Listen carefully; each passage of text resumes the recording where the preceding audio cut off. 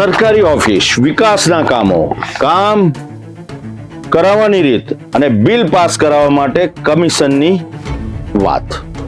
આ સમગ્ર મુદ્દાઓ એવા છે કે ચોક્કસપણે જ્યારે લાંચની રકમ ભ્રષ્ટ અધિકારી પોતાના હાથમાં લેતો હોય છે ને, ત્યારે એને એવું ખબર જ નથી હોતી કે કોકની નજર એના ઉપર છે. જ્યારે એસીબીમાં ફરિયાદ નોંધાય છે ને, તો તમામ જે ફૂટેજો સામે આવે છે, દ્રશ્યો સામે આવે છે, એ પુરાવામાં તલબદલ થઈ જાય છે. આ પુરાવા ઓટોમેટિક એકત્રિત થઈ જતા હોય છે.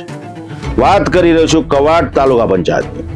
એક અધિકારીએ કમિશનના 5%ની રકમ માંગી. આ રકમ એને એટલી ભારે પડી કે એસીબીના ટ્રેપમાં તે રંગે હાથે ઝડપાઈ ગયો.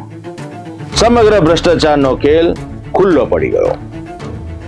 સરકારી કચેરીની અંદર આજે પણ એક વાત ફલિત થઈ રહી છે કે રૂપિયા આપ્યા વગર કામ નથી થતું ને આવા ભ્રષ્ટ અધિકારીઓ ખુલ્લે આમ રૂપિયાની લાંચની માંગ કરે છે. વારંવાર એસીબીની અંદર આવા ભ્રષ્ટ અધિકારીઓ સામે ફરિયાદ થાય છે, પરંતુ ઘટના અટકતી નથી.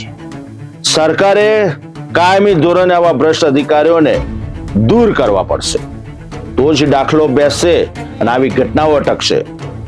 એક સિસ્ટમ ને એક વ્યવહાર થઈ ગયો છે કે સામાન્ય વ્યક્તિ સરકારી કચેરીમાં જાય તો રૂપિયા આપ્યા વગર કામ થતું નથી, ને તો પછી એના ભાગે આવે છે ધરમ ધક્કા. ને ધરમ ધક્કા ખાતા સામાન્ય માણસ એટલો વ્યથિત થઈ જાય છે કે આ કામ પાડતું મૂકી દે છે કે આવવાનું બંધ કરી દે છે.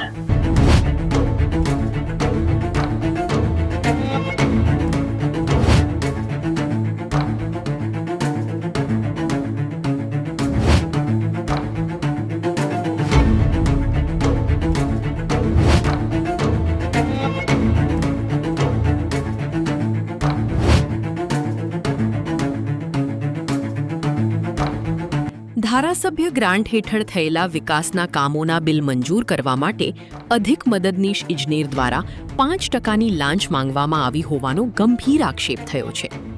ફરિયાદ મળતા જ નર્મદા એસીબીએ પુરાવા સાથે ટ્રેપ ગોઠવ્યો.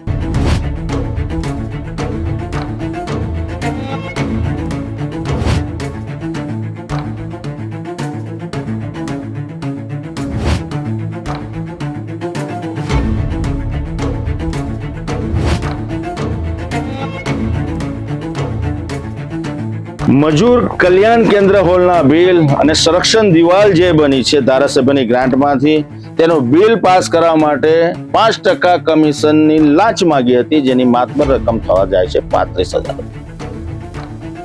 કવાડ તાલુકા પંચાયતમાં બાંધકામ ખાતામાં મદદનીશ ઇજનેર હર્ષવર્ધન પટેલ ફરજ બજાવે છે. તેઓ રંગે હાથે એસીબીના હાથે ઝડપાઈ ગયા. તેમની સામે કાર્યવાહી ચાલી રહી છે.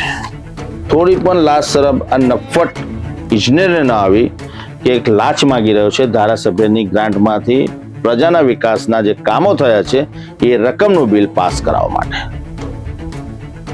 આદત પડી ગયો હોય ને ત્યારે આવા વ્યક્તિઓ લાલચમાં જ્યારે આવતા હોય ત્યારે તેમની આંખે પટ્ટી આવી જાય છે. તેમને એમની કારકિર્દી રગદોડે રહી છે, બદનામી થશે એની સુદ્ધા જાણ નથી હોતી. લાવો લાવો લાવો લાવોમાં જ પતી જતું હોય છે. હવે એસીબીની કાર્યવાહીનો સામનો પટેલજી કરી રહ્યા છે.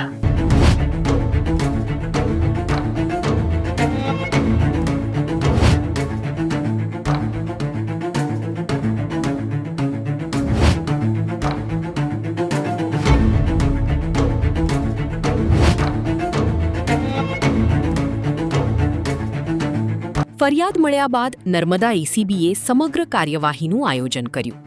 ટ્રેપ દરમિયાન ફરિયાદી પાસેથી પ્રથમ હપ્તા તરીકે 11,500 રૂપિયા સ્વીકારતા જ એસીબીની ટીમે આરોપીને રંગે હાથ ઝડપી લીધો. આ સમગ્ર ટ્રેપ રાજપીપળા નર્મદા એસીબીના પોલીસ ઇન્સ્પેક્ટર ડીડી વસાવાના માર્ગદર્શન હેઠળ સફળતાપૂર્વક પાર પાડવામાં આવ્યું.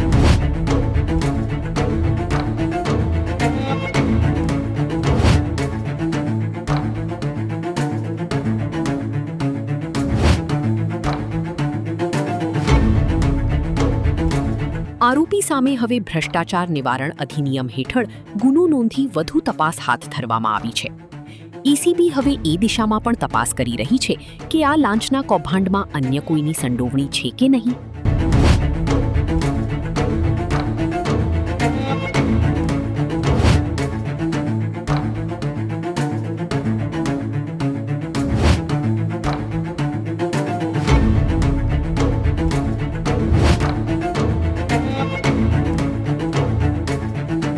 જ્યાં વિકાસના કામ હોય ને ત્યાં લાંચનો ખેલ શરૂ થઈ જાય છે, કેમ કે વાત આવે છે વિકાસ માટે વપરાતા રૂપિયાની.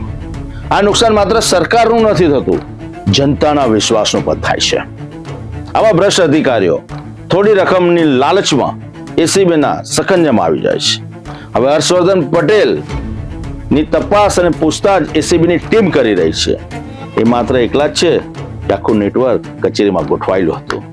તમામ લોકો ભેગા થઈને ભાગબટાઈ કરતા હતા કે પટેલજી એકલા જ રૂપિયા હજમ કરી જતા હતા.